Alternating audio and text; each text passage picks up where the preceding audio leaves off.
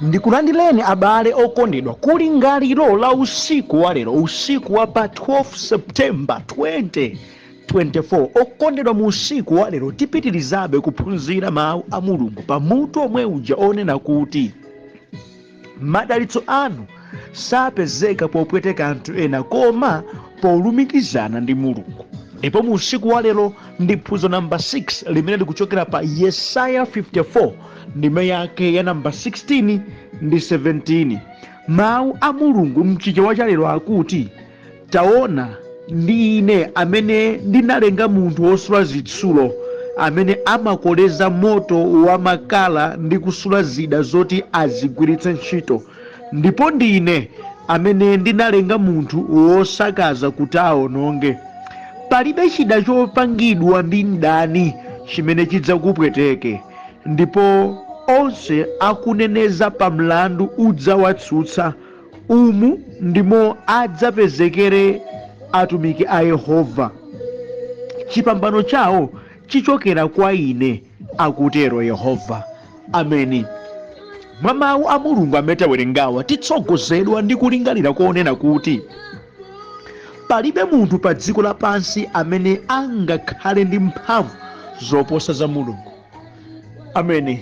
Mawu awawa inu amene mumakhulupirira Mulungu, inu amene mumakhala mdziko nadziwa kuti kuli Mulungu, mudziwadziwa mawuwa akuti wina aliyense kaya ndi wachuma bwanji, kaya ndi odziwika bwanji, ngati ndi munthube basi sadzakhala ndi mphamvu zoposa za Mulungu. Ayi. Kunena kwina, ngati Yehova watsimikiza kuchita kanthu, palibe wina aliyense ku dziko lapansi amene akhoza kusintha. Yehova ngati ali chitetezo cha moyo wako, olo anthu atapangana bwanji zofuna kukuononga sizimatheka. Ndimafuna kuti abale mudziwe ndi kumvetsetsa kuti Mulungu ndi wamphamvu kwambiri zedi. Asatanika akhoza kungana nalimbana nawe sadzakugonjetsa. Afita akhoza kukhalapo sangakugonjetse. Mbava kumene zikhoza mapanga mapulani awo ofuna kukuononga sizingatheke. Abale ndimatinkambe nanu anthu ochuluka amene ali ndi zida zoopsa kwambiri akhoza mafuna kulimbana nawo, koma dziwani mphamvu za Mulungu ndi zoposa.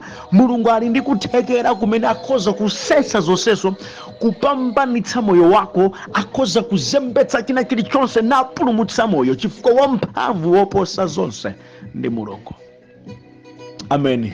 Ndichifeke kuti koyenera kumuopa Mulungu amene, koyenera kumudalira Mulungu amene, koyenera kumpatsa ulemu Mulungu amene, ndipo ndikoyenera abale okondedwa kukweza mitima yathu kwa Mulungu amene. Kulibe ku dziko lapansi munthu angakhale ndi mphamvu zoposa za Yehova. Kulibe. Ndikudziwa ndikuyankhula ndi anthu amene mukuopsezedwa ndi anthu anzanu. Ndikudziwa ndikuyankhula ndi anthu amene mukuopsezedwa ndi afiti, mukuopsezedwa ndi mabwana wanu, mukuopsezedwa ndi amene akukusungani, mukuopsezedwa ndi achibale, mukuopsezedwa ndi amuna wanu, akazi wanu, mukuopsezedwa ndi iwo amene inu mumatengako upangiri ndi madalizo a moyo wanu. Koma dziwani lero kuti anthu amene walibe mphamvu zopitirira mphamvu za Mulungu. Ayi. Inu mutayima ndi Mulungu, zoposa za anthu awawa pa moyo wanu zikhoza kuoneka. Mutadalira Yehova akhoza kudzidzimutsani, ndipo akhoza kutsimikizani statement ndi kukupatsani yakuti ku dziko lapansi kulibe munthu amene angakhale ndi mphamvu zoposa za Mulungu. Kulibe. Bale ndimati ndikambe nanu mu usiku wa lero, ngati inuyo muli ndi Mulungu musamade nkhawa ndi mapulani awo oyipa amene amakhala nawo kofuna kuononga kapena kuzunza moyo wanu. Ayi. Muti chana abusa, ngati inuyo muli ndi Mulungu musamade nkhawa ndi mapulani oyipa amene anthu ena amatha kukhala nawo wofuna kuononga kapena kuzunza moyo wanu. Ayi. Nchifukwa chana abusa mukutero, wamphamvu woposa zonse ndi Mulungu. Sikuti mukhoza kuletsa mapulaniwo kapena maganizowo amene anthu ali nawo. mulungu tamatha kuwaleka mapulani wakhale nawo, amatha kuwasiya zida zasule, amatha kuwasiya maupo wadzipanga ndithu, maonyoza wadziyankhula, ziopsezozo azibweretsa ndithu, koma mphamvu yakutetezera moyo wanu ili mdzanja lake, ndipo palibe wina aliyense amene akhoza kuchita koposera mphamvu za Yehova. sikungatheke. Ndifeke mupeza kuti ambiri amene moyo wanu mwakhala mukukumana nazo zovuta, amambwebweta ayesa kulimbana nanu, ayesa kuchingira suyu lero mkadalipobe oteteza ndosamalira moyo wanu ndi chautayi abalo. Mundimvetsetse, onyoza akhozopezeka, ofuna zoyipa akhozopezeka, maplana akhozopezeka, ndipo inunso mwina kumamva nkhani zokuopsezani zambiri zedi. Koma dziwani kuti ngati muli ndi mulungu wamphamvu zonseyi, ayi muli malo otetezeka. You are in the safe hands. Ambuye adzakutetezerani. Malemba amakamba pa Salimo 91 kuti iye amene adzakonda mngaka yawo mwambayo sadzaopa chakudza usiku kapena usana. Yehova adzakhala chitetezo cha moyo wawo. Ameni. Abale, musamababaike ndi minyozo kaya zokamba za wanthu osakufunirani zabwino. Zochita zawo sizidzaphula kanthu. Mulungu azikukwezani pamaso pawo. Kakamirani Mulungu, mudzakhalabe opambana. Sindikunena kuti onyoza aleka kukunyozani, ayi, adzinyozabe, maopseza adzinenabe. Abale, sikuti anthu onse ku dziko lapansi adzakufunani zabwino, ayi, osakufunirani zabwino adzapezeka miyandamiyanda. Oyankhula mokutsutsani adzakhala mpweche. Koma tu amenewa maplani awo osewa, maupo awo osewa sadzaphula kanthu. Ndimati ndikambenani ku dziko lapansi anthu oyipa aliko, amene amapangana zofuna kugwetsa munthu wina, amene amachingira madalitso anthu ena, amene amayipitsa mbiri za ena, amene safunira anthu ena zabwino, ndi ambiri zedi. Inunso ena mmawadziwa, mwinanso ena simuwadziwa, koma musamababaike nazo. Zochita zawo ngati inuyo muli ndi Mulungu sizidzaphula kanthu. Adzayesetsa, adzakhala ngati akudzala pa mwala, sadzapindula kena kalikonse. Abale, Mulungu adzawachita chikuwawe chifukwa Mulungu azidzakukwezani pamaso pawo. Yehova sangababaike ndikuti ati wina akakukunyozani, ayi, sangaleke kudalitsani ati popeza osakufuna zabwino, ayi. Yehova sangayimitse plani yake pa moyo wanu chifukwa chakuti wina wake zumutsobola pena pake, ayiso adzachitabe chopambana pa moyo wanu. Bale, chinsinsi chokhalabe opambana ngakhale pakatikati pa anthu amene sakukondani, sakufunani zabwino. Anthu ali ndi maplani oyipa, ali ndi zida zoyipa zofuna kuononga ndi kuuzuza moyo wanu.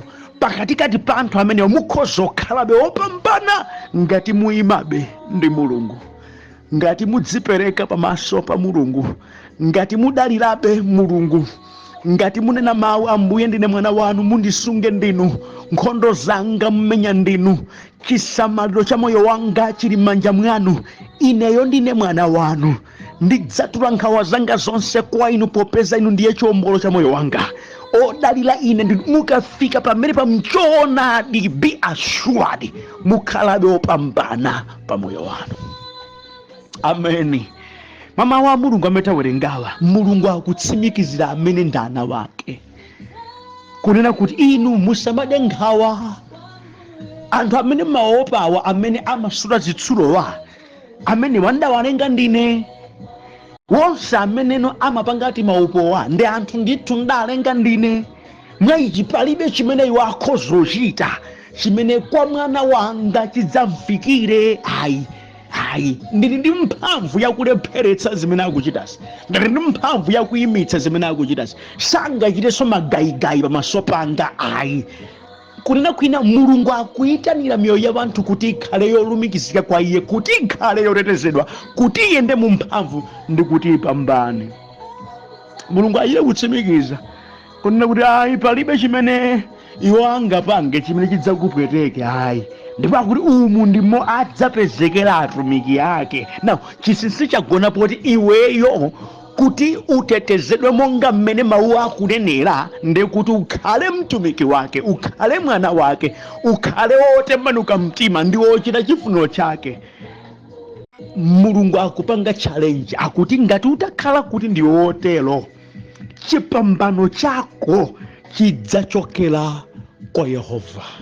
Akuti chipambano chawo chichokera kwa ine, atero Yehova. Awo akhoza kukanikitsa kuti upambane, awo akhoza kutchingira kuti upambane, koma Yehova adzakupambanitsa. Awo akhoza kuyankhula zoti sudzapambana, awo sangafune kuti upambane, koma Yehova adzakupambanitsa popeza iwe ndiwe mwana wake. Mudziwa Mulungu amachitira anthu zimene anthu ena sakufuna, amachitira anthu ena zimene ena sangawachitire. Amene ndiye chauta. Amen. Mama wa amene watiphunzitsa zinthu zingapo choyambirira. Abale okondedwa, tizindikire ndi kudziwa kunena kuti zomuchitikira munthu zimakhala zovomerezeka kapena zoletsedwa ndi Mulungu. Amen. Mulungu akavomereza chimachitika, Mulungu akakana sichingachitika. Zonse zimayima pa Mulunguyi.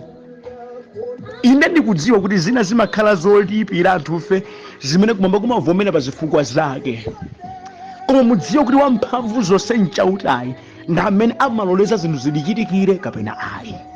Ngati ife tili ana wake a Mulungu osamalidwa ndi dzina lake, abale tisamakhale anthu amantha zotipezekera ife ndiye kuti chauta uvomereza, but otherwise palibe chingachitika.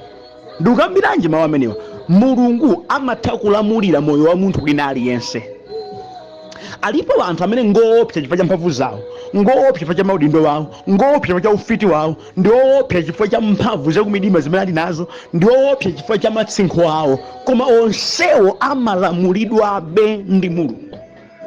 Ndi chifukwa Mulungu akhoza kulamulira munthu wina aliyense. Nchifukwa ali na mawu akunena kuti taona ine ndina amene ndidalenga munthu wosula zitsulo, amene amakoleza moto wamakala ndi kusula zida zoti azigwiritse ntchito, ndamlenga ndine. Ndiye ngati munthu yadalengedwa nchauta, ndiye kuti moyo wake uli m'manja mwa chauta, mphamvu zake zili m'manja mwa chauta, mutu wake ndi mapulani ake zili m'manja mwa chauta. That's why timati tikapemphera kuti Ambuye tetezereni kwa uyo, kumwamba kumapita direct kukateteza. Abusa moti munena kuti anthu amene atikozera maupowa Mulungu akhoza kutetezera, yankho lake inde. Chofunika nkuti apempherere, Ambuye ndamva kwakuti akundipangira mapulani akuti, ndikupemphera tetezereni. Yehova amateteza, ndipo anthu amaletsa zambiri, ndipo Mulunguyo amachinga mochuluka chifukwa ali ndi ulamuliro. Mukudziwa kuti Mulungu akhoza kukafinyanso wina wake patalitali amene mwina wakhala nawo kuti ani chipongwe eni mukagwada pasi nkupemphera kuti Ambuye kodi awa muwaona bwanji mchite zotere. Yehova akavomereza amakathana naye munthuyo direct, watembenuzapo anthu mitima atafikira ku maloto direct, wasowetsaina mtendere atafikira yekha direct. Moyo wa munthu wina aliyense, ngakhale fikizi, ngakhale amphamvuwa, ngakhale munthu wotani, moyo wake uli m'manja mwa chauta. Nchifukwa chake ngati ndinu olumikizana ndi Mulungu musakhale ndi mantha. Kuoneneza tili nako kumene kumakwanitsa kuthandiza ife tikhoza kukhala ndi mantha mu zinthu zina zochitika mdziko lapansi, koma chauta akuti amenewa ndidawalenga ndekha, sangandivute, sangandiopse, sangandisokoneze maganizo, sangandisowetse mtendere, ndidawalenga ndine.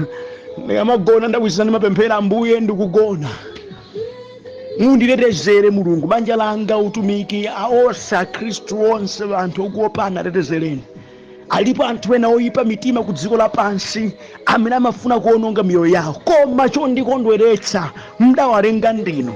Mukhozothana nawo mmene mungachitire kuti mupereke chitetezo kwa ana wanu.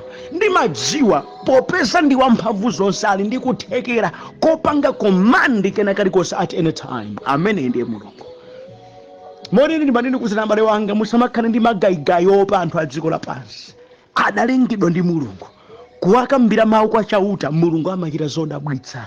Ngakhale osula zitsulowa adawalenga mulungu, ngakhale otambawa adalenga ndi mulungu, anthu onyozawa adalenga ndi mulungu, wina aliyense opumayi adamlenga chauta. Ndifike control ya moyo wa munthu ameneyo idakali mdzanja la olenga dzuwa.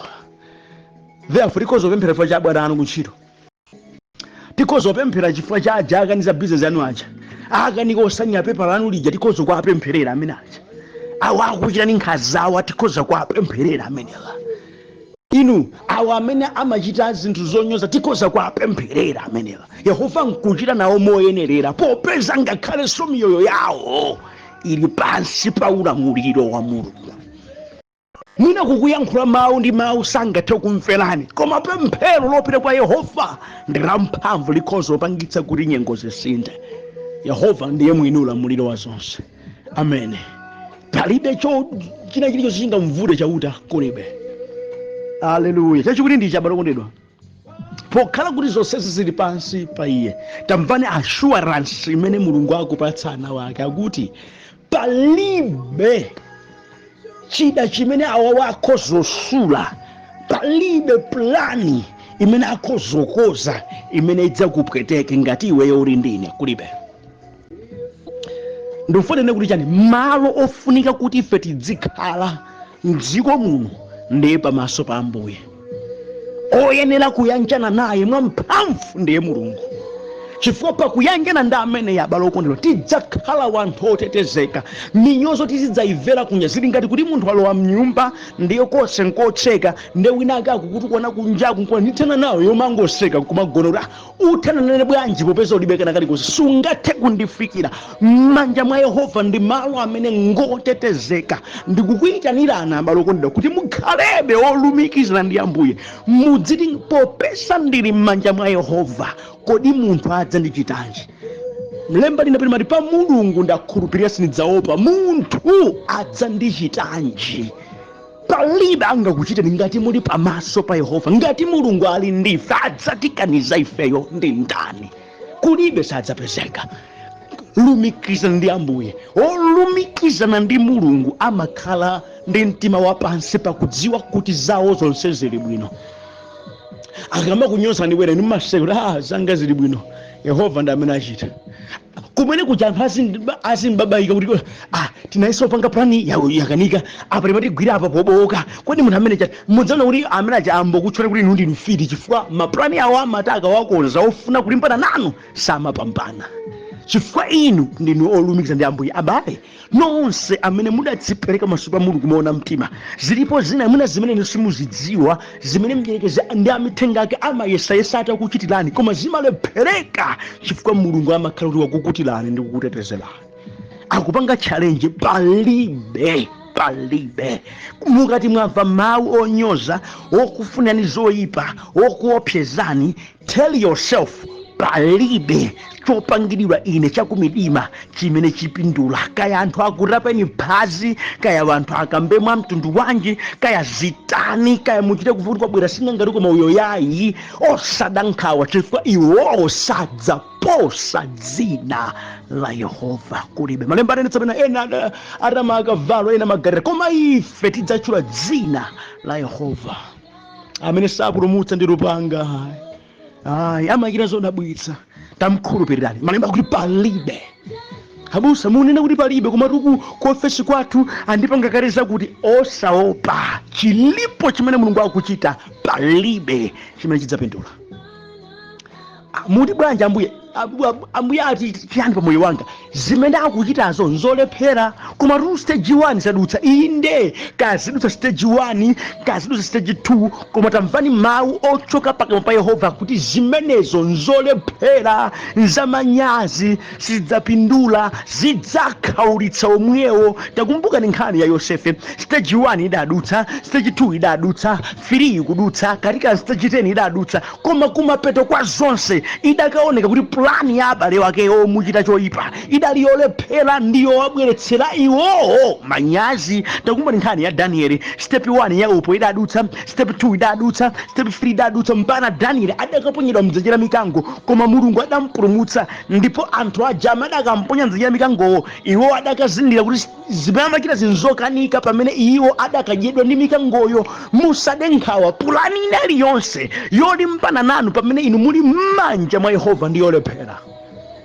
Nenani mawu, pulani achita anthuwa yolephera, mawu awo kamba anthuwa ngolephera. Chifukwa chani mukutsimikizika mtima? Yehova adakamba choncho. Palibe chida, palibe mawu, palibe pulani yofuna kulimbana nane pokhala ine m'manja mwa Yehova imene idzapindula.